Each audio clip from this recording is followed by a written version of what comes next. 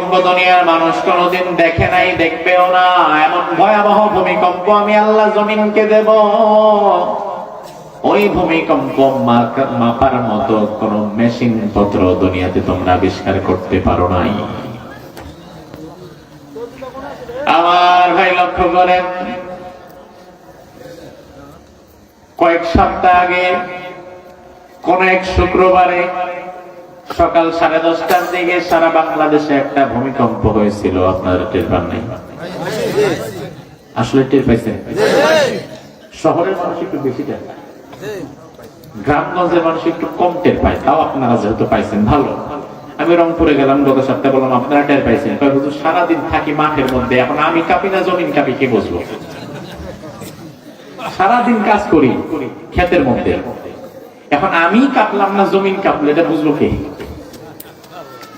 আমার ভাই, তবে যারা বিল্ডিং এ থাকেন, বাসা বাড়িতে থাকেন, তাদের কিন্তু কিয়ামত হয়ে গেছে মনে মনে। ওই মুহূর্তে আমি দেখলাম মানুষেরা কিভাবে পাগলের মতো 10 তলা 15 তলা বিল্ডিং থেকে দৌড়ায় নিচের দিকে নামে। ঢাকা শহরের কয়েক শত বিল্ডিং এ ফাটল ধরেছে। এমনকি আমার ড্রাইভার সাহেব যিনি, তিনি 6 তলা অথবা 7 তলার উপরে তার ঘর। হঠাৎ করে তার কাছে ফোন আসলো, ওই দিন আমার মাহফিল ছিল নোয়াখালী কুমিল্লার দিকে। তার কাছে ফোন আসছে, তিনি বাসায় নাই। ফোন দিয়ে বলল যে বাসার ছাদের উপরটা ফেটে গেছে। পুরান ঢাকায় বিল্ডিং ধস হয়ে পথচারী মারা গেছে। মাত্র 5.2, এটা কোনো ভূমিকম্পের কাতারে পড়ে না, দুর্বল একটা ভূমিকম্প। তাতে যদি তোমার মনে কেমন ঘটায় দিতে পারে, তাইলে তোমার রব আল্লাহ বলে, বান্দারে আমি এমন একটা ভূমিকম্প দেব, যে ভূমিকম্প মাপার মতো ক্ষমতাও দুনিয়ার কারো নাই।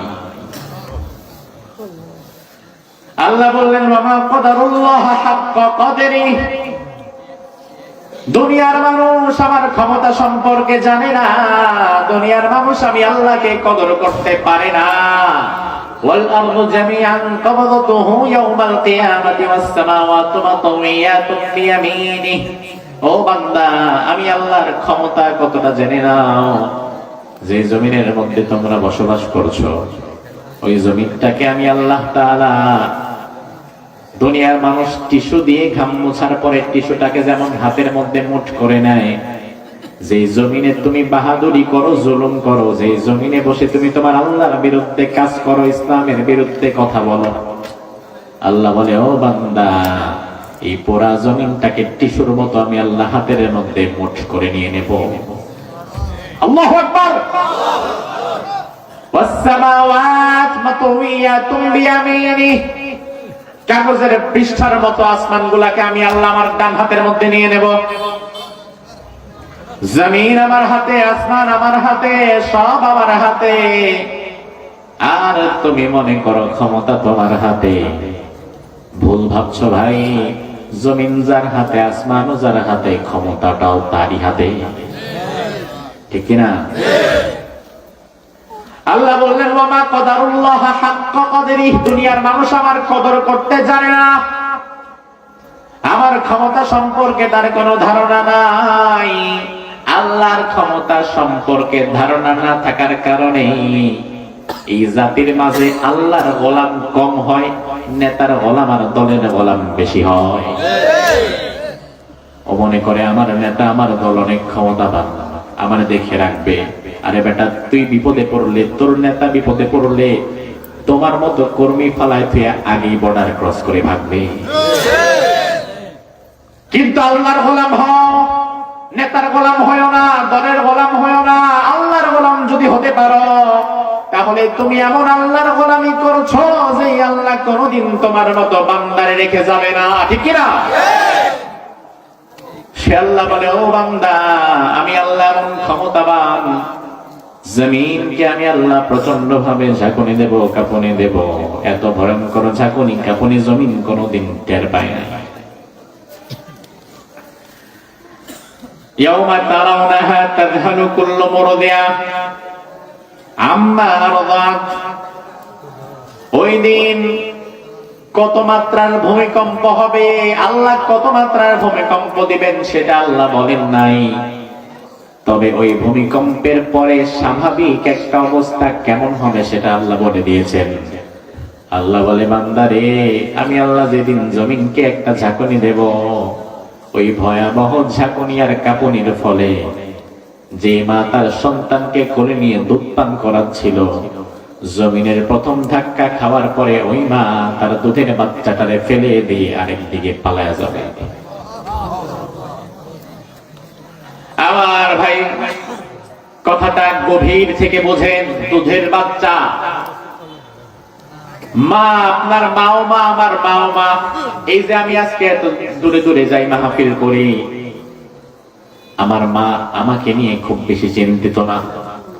আপনি এত দূরে এত রাতে এসে বসে আছেন, আপনার মা যদি জীবিত থাকে আপনার নিয়ে এত বেশি চিন্তিত না।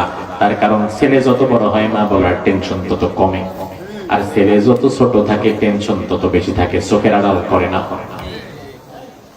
বিশেষত যাদের ঘরে দুধের বাচ্চা আছে তাকিয়ে দেখবেন, দুধের বাচ্চাটারে মা দুধ খাওয়ায় ঘুম পাড়ায় দিছে বিছানায়, মা চলে গেছে রান্নাঘরে, রান্নার কাজে ব্যস্ত মা কানটা লাগায় রাখে ঘরের দিকে। বাচ্চাটা শুধু ওয়া ওয়া বলে কাঁদতে দেরি, রান্না বান্না ফালায় রেখে দৌড়াতে দেরি না। দুধের বাচ্চা যার কোলে আছে, ওই মা গোসলখানায় কাপড় ধোয়, গোসল করে, কানটা থাকে বাহিরে। দুধের বাচ্চাটা যদি ঘুম থেকে উঠে একটা ডাক দেয়, ওয়া ওয়া বলে কাঁদে, মা কিন্তু ভিজা কাপড় নিয়ে দৌড়ায় আগে বাচ্চাটারে এসে ধরে। তার মানে দুধের বাচ্চারে মা এক সেকেন্ডের জন্য হাতছাড়া করে না।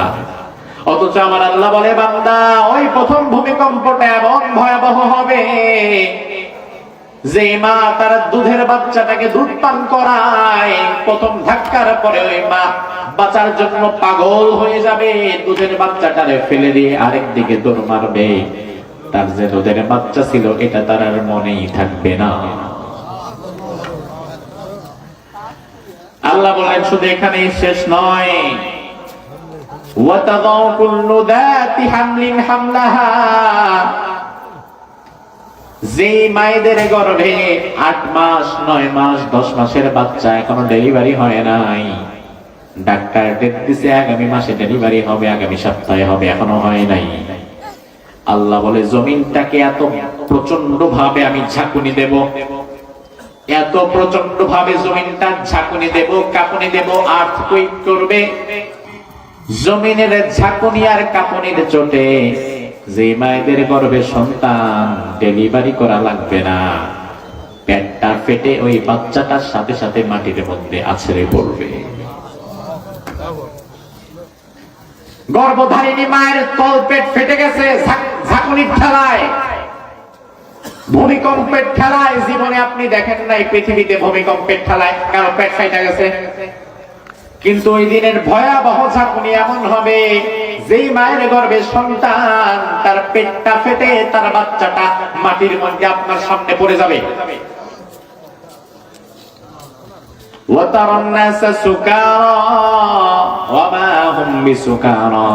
আল্লাহ বললেন, দুনিয়ার মানুষ মদ খেলে যেমন মাতাল হয়ে যায়, একজন ডানে যায় একজন বামে যায়, কোনো হোশ থাকে না। ওই দিন প্রথম ধাক্কা খাওয়ার পরে মানুষেরা পাগলের মতো ডানে দৌড়াবে বামে দৌড়াবে, কোনো হুঁশ থাকবে না। আবার ভাই, আল্লাহ রাব্বুল আলামিন দুটো আয়াতে কারিমার মাঝে মূলত পৃথিবী ধ্বংস হয়ে যাওয়ার চিত্র তুলে ধরেছেন। এই যে পৃথিবী আছে, আমরা আছি, এক সময় আমরাও ছিলাম না, আবার এক সময় পৃথিবীটাও ছিল না। বানিয়েছেন কে? আল্লাহ। জোরে কোন? আল্লাহ। আবার কিছুদিন পরে ধ্বংস করে দিবেন কে? আল্লাহ। ক্ষমতা কি নাই? আছে। যিনি ভাঙতে পারেন তিনি গড়তে পারেন, আবার যিনি গড়তে পারেন তিনি ভাঙতে পারেন। এক সময় আমরা ছিলাম না, পৃথিবী ছিল না, এখন আমরা আছি, পৃথিবী আছে, আবার এক সময় থাকবে না। তার কারণ কি? তার কারণ পৃথিবী আল্লাহ তাআলা সৃষ্টি করেছেন একটা লক্ষ্য উদ্দেশ্য নিয়ে। লক্ষ্য উদ্দেশ্য যেই দিন আর পূরণ হবে না, আকাশ ও জমিনও সেই দিন আল্লাহ রাখবে না। কিয়ামত হয়ে যাবে, মহাপ্রলয়, ডিস্ট্রয়, ধ্বংস হয়ে যাবে। আপনি মনে করবেন হুজুর কত শত শত হাজার হাজার বছর পর কিয়ামত হবে, আল্লাহ না জানে আমরা কি পাবো। ও ভাই আমার, কিয়ামতের হাদিসগুলো গবেষণা করলে দেখবেন বর্তমান পৃথিবী মূলত এখন তার হায়াতের শেষ সীমানা অতিক্রম করছে। দুনিয়াতে মানুষের হায়াত আছে, যেমন এই যে ছোট বাচ্চা, তার হায়াত থেকে সে 10 বছর পার করছে। আমরা হায়াতের অর্ধেকটা পার করে ফেলছি। আবার আমার বাবাজির মতো দাড়ি পাকা মুরব্বী যারা বসে আছেন, তারা কিন্তু তাদের হায়াতের শেষ পর্যায়ে চলে গেছেন। ঠিক একইভাবে কোরআন হাদিস গবেষণা করার পরে আপনি বুঝবেন বর্তমান পৃথিবীটাও তার হায়াতের শেষ সীমানায় চলে গেছে। জ্বর আসার আগে শরীর গরম হয়, মুখের রুচি নষ্ট হয়ে যায়, শরীর ব্যথা হয়ে যায়। এই আলামত গুলো দেখলে বুঝবেন জ্বর ইজ কামিং, চলে আসছে জ্বর, চলে আসবে জ্বর। দুপুর বেলায় ভাবসাব বুঝছেন যে রে শরীরটা তো ম্যাজম্যাজ করতেছে, মাথাটাও ব্যথা, মুখের রুচি নাই, তার মানে জ্বর আসবে। জ্বর আসার যেমন কিছু আলামত আছে, একইভাবে কিয়ামত আসারও কিছু আলামত সমাজে আছে না নাই? নাই? বিশ্বনবীদের 1000 বছর আগে কিয়ামত হওয়ার আগে সামাজিক অবস্থা কেমন হবে সেটা হাদিসে বলে দিয়েছেন। বিশ্বনবীর একটা হাদিস থেকে আমি 4টি সামাজিক আলামত তুলে ধরব, আপনার বিবেকের কাছে প্রশ্ন রেখে যাব। এক একটা আলামত শুনবেন আর চোখ দিয়ে সমাজের দিকে তাকাবেন, মিলাবেন। যদি দেখেন ওই আলামতের সাথে বর্তমান সমাজের চিত্র মিলে গেছে, তাইলে বলবেন আছে। আর যদি দেখেন না মিলে নাই, তাইলে বলবেন নাই। তবে আমারে খুশি করার জন্য না, বিবেক বোধ তো আপনারও আছে। আমি শুধু হাদিসটা বলবো, সমাজের বাস্তব চিত্র দেখে আপনি নিজেই জবাব দিবেন। আল্লাহর হাবিব হাদিসের মধ্যে বললেন, ইয়াতি আলান নাসি জামান লা ইয়াবকা মিনাল ইসলামি ইল্লা ইসমুহু। এমন এক জামানা কিয়ামতের আগে সমাজের মধ্যে আসবে, কিয়ামতের পূর্বে এমন একটা সময় জমিনের মধ্যে আসবে, লা ইয়াবকা মিনাল ইসলামি ইল্লা ইসমুহু। ওই জামানায় ইসলাম থাকবে শুধু নামে, তবে কামে না। এমন জামানা কি আসবে না চলছে? আমার ভাই রাসূল বললেন এমন এক জামানা আসবে, ইসলাম থাকবে নামে, কামে না। বর্তমান বাংলাদেশে আমরা সেটাই দেখতে পাচ্ছি। এদেশের ইসলাম এখন হয়ে গেছে নাম সর্বস্ব। নাম কি রফিকুল ইসলাম, নাম কি শফিকুল ইসলাম, নাম কি অমুক ইসলাম, তমুক ইসলাম, নুরুল ইসলাম। নামের সাথে সাথে ইসলাম লাগায় এমন কোটি কোটি মানুষ, তবে ওই মানুষগুলো সারা দিনে একটা কাজও ইসলামের মতের উপরে করে না। এমন রফিকুল ইসলাম, শফিকুল ইসলাম আছে না নাই? নামের সাথে ইসলাম। পৃথিবীর কোন দেশের মানুষের নামের সাথে ইসলাম পাবেন না। ভারত, বাংলাদেশ, পাকিস্তান, 3 দেশ ছাড়া। সৌদি আরবে যান, কাতার, কুয়েতে যান, আরব আমিরাতে যান, আফ্রিকায় যান, মিশরে যান, ইথিওপিয়ায় যান, পৃথিবীর অনেকগুলো দেশ আমি সফর করেছি, কোন দেশের মানুষের নামের সাথে ইসলাম শব্দটা পাই নাই। সৌদি আরবে যান, নাম কি? শফিক বিন আব্দুল্লাহ, আব্দুল্লাহ বিন রফিক, আব্দুর রহমান আস-সুদাইস। তাদের নামগুলো এমন হয়, বাপের নামের সাথে নিজের একটা নাম, ছোট্ট একটা নাম।